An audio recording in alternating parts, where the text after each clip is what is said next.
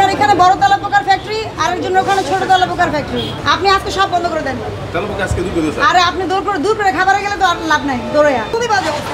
Manager কোথায়? যান ভিতরে গিয়ে দেখে আসেন। তেলাপোকার রেস্টুরেন্ট দিয়েছেন, ফ্যাক্টরি। যান আপনি নিজে দেখে আসেন, যান আপনি দেখে আসেন। আপনার গা শিউরে উঠবে, আপনি যান দেখে আসেন। দেখছেন আপনি এটা কোনোদিন কোনো রেস্টুরেন্টের এই রান্নাঘর কি হতে পারে? তেলাপোকা দাঁড়ান, তেলাপোকা কি পঙ্গু? দৌড়াতে পারে না? তেলাপোকা দৌড়াতে পারে কিনা?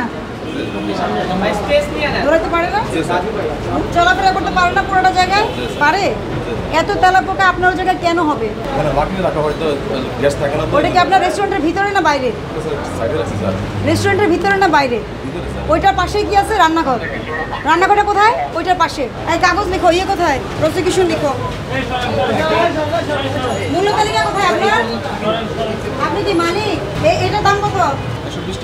120 টাকা। আপনি যত ধরনের খাবার দেন মূল্য তালিকা থাকতে হবে।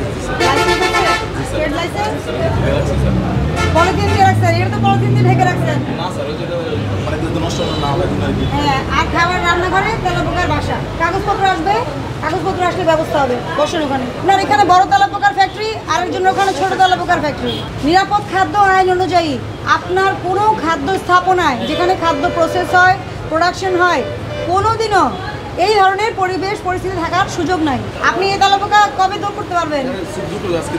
আপনি আজকে সব বন্ধ করে দেন।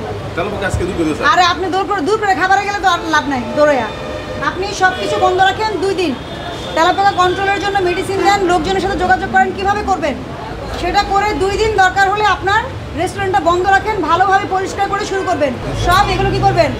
বন্ধ করে দিয়ে এই তেলাপোকা আপনাকে, কারণ তেলাপোকা আপনি কি হয়, আপনি পাশাপাশি যদি কারো বাসা হয়, এক বাসার তেলাপোকা যদি নাড়া দেয় দরজার নিচ দিয়ে আরেক বাসায় চলে যায় সেই তেলাপোকা। আর আপনি একই কিচেনের পাশাপাশি আপনার এখানে তেলাপোকার ফ্যাক্টরি, মানুষ দেখলে গা শিউরে উঠবে ওনাদের। দাঁড়ান, কথা আপনি লাকি রাখেন, যাইছে তা রাখেন। এটা আপনার এটা কি আপনার রান্নাঘরের পাশে না পাশে না?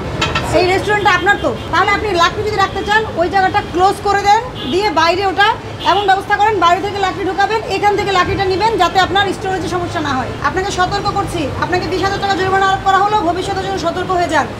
যদি আরেকদিন এসে এরকম সিচুয়েশন পাই, জরিমানায় কাজ হবে না। আপনার বাইরের পরিবেশটা মোটামুটি আপনি মূল্য তালিকা টাঙাবেন আর ভিতরের অবস্থা উন্নতি করবেন। বুঝাতে পারছি?